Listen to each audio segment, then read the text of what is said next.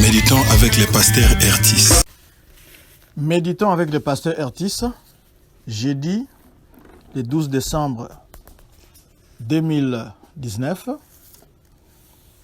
Le lecteur de la Bible a prévu le texte de Colossiens, chapitre 3, versets 12 à 17. Quelques questions pour approfondir cette méditation. Y a-t-il un exemple à suivre ou à ne pas suivre? Y a-t-il un ordre auquel obéir? Quelle vérité Dieu me révèle-t-il? Et enfin, quel verset m'interpelle le plus? Cela signifie quoi? Cela signifie que vous devez avoir votre Bible à côté pour pouvoir répondre à ces questions et cela va vous permettre d'approfondir le sens du texte, d'approfondir votre méditation.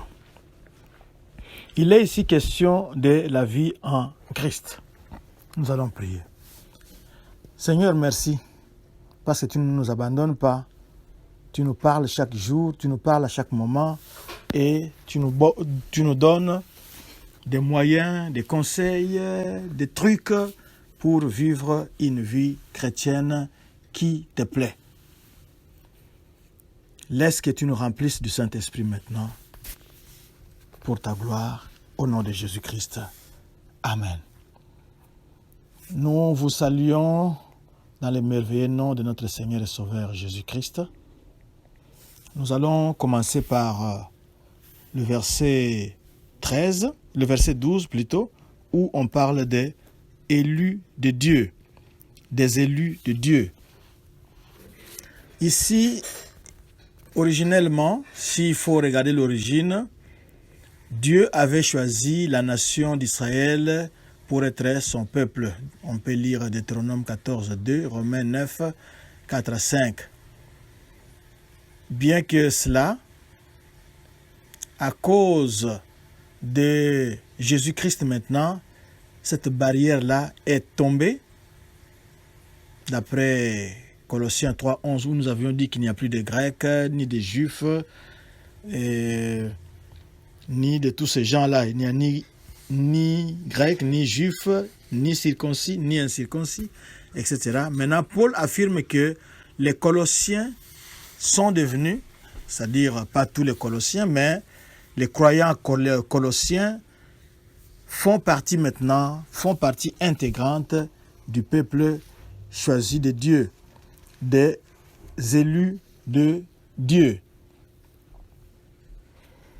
Le verset 13, on nous dit de nous supporter les uns les autres. Les chrétiens doivent avoir de la patience envers les autres, même dans des temps ou dans des situations difficiles. On doit pouvoir exercer la patience, qui est un fruit de l'esprit, pour pouvoir accomplir cette parole. Supportez-vous les uns les autres et pardonnez-vous réciproquement comme Christ nous a pardonné. Parce que même dans la communauté des croyants, les actions de quelques-uns peuvent offenser ou heurter d'autres. Alors ce qui est important, c'est comment le chrétien va-t-il réagir, va-t-il répondre. C'est ça qui est important. Quand nous avons expérimenté le pardon de Dieu, nous devons prendre cela comme modèle et pouvoir pardonner aussi les autres. On peut lire Luc 7, 47. Et nous aurons aussi quelque chose que nous voulons ajouter. Ça sera au verset 15 où l'on parle de la paix. La paix ici, c'est quelque chose d'entier. c'est l'absence des conflits dans la relation. Relation dans votre famille, relation avec vos frères et vos sœurs, relation avec votre époux ou épouse, relation au travail, relation dans les milieux dans lesquels vous vivez, relation en classe. Alors Dieu veut que nous puissions avoir la paix, c'est-à-dire absence des conflits. Et non seulement il y a le problème de la paix, mais Dieu veut aussi que nous soyons reconnaissants.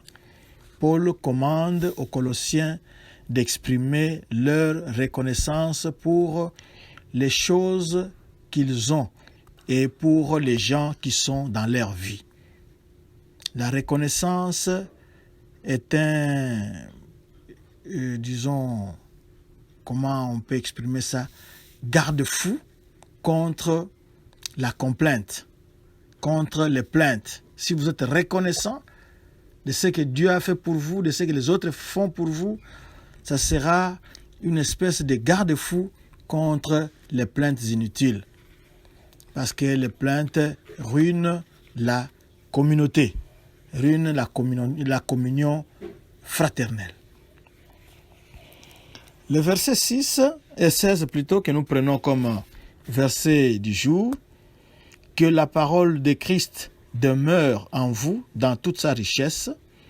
Instruisez-vous et exhortez-vous les uns les autres en toute sagesse, par des psaumes, par des hymnes, par des cantiques spirituels, chantant à Dieu dans vos cœurs en vertu de la grâce.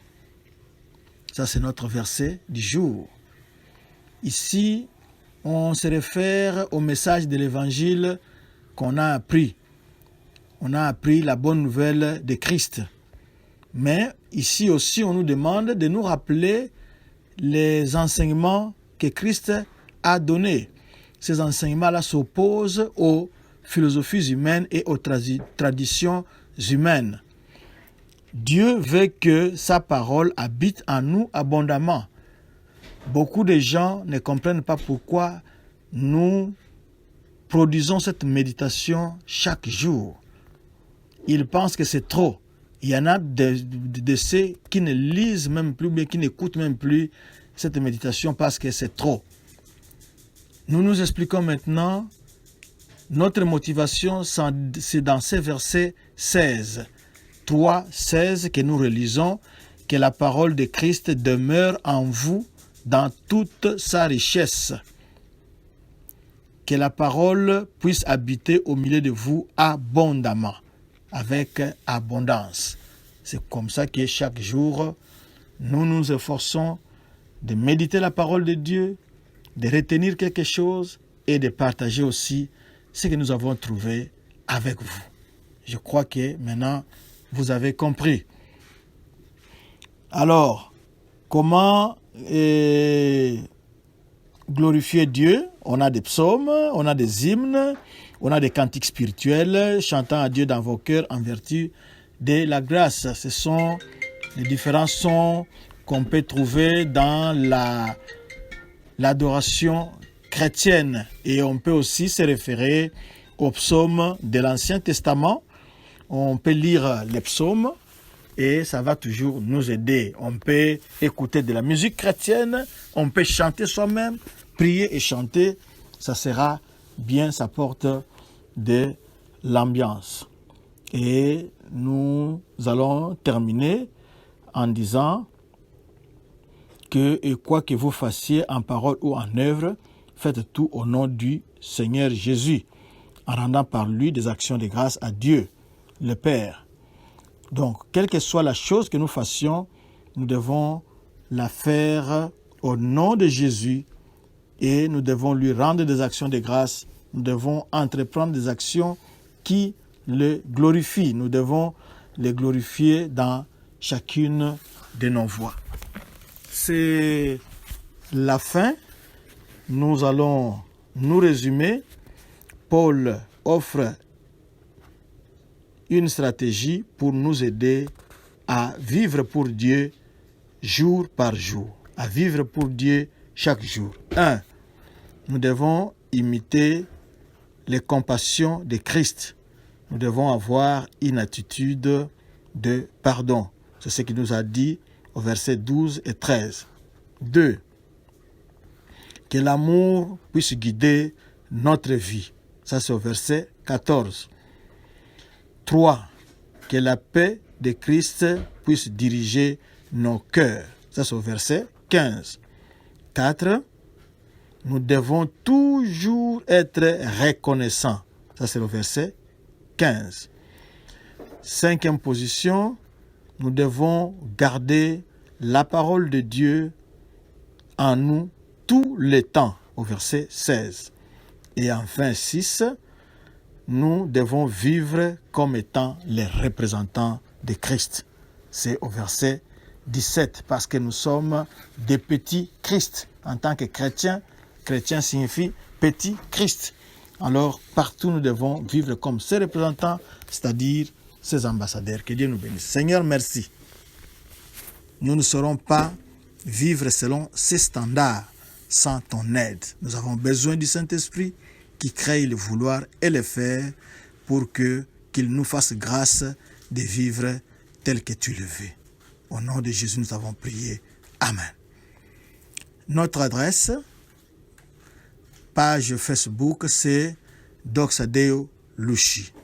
Vous pouvez aussi nous retrouver sur Twitter ou YouTube, c'est Doxadeo Lubumbashi.